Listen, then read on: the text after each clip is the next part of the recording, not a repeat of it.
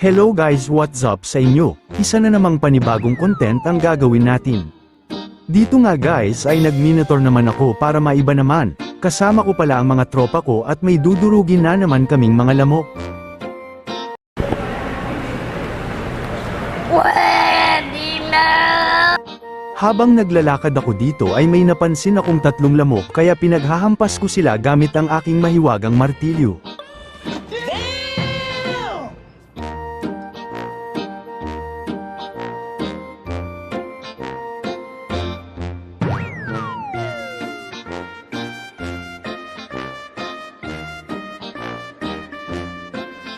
Pagkatapos kong pinaghahampas ang mga ibang lamok ay agad-agad na akong pumunta sa tropa kong MM para tulungan na durugin din ang mga kasama nilang lamok.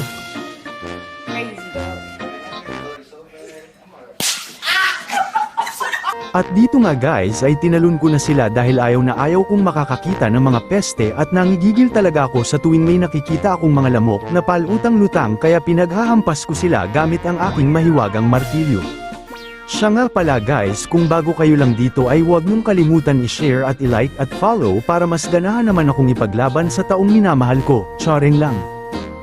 At ayun nga ang pinakahihintay namin na parang kinakagat na kaming umastang parang lamok na, hahakala mo naman mananalo na sila hahaha, asa ka. Dito nga guys ay nakuha namin ng Lord dahil sa tropa naming tropang feeling pogi, joke lang lakas mo idol.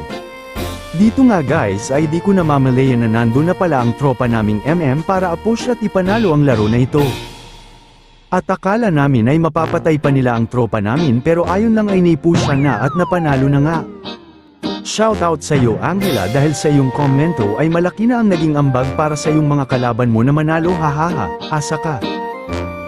Salamat sa inyong panunood guys, babayers.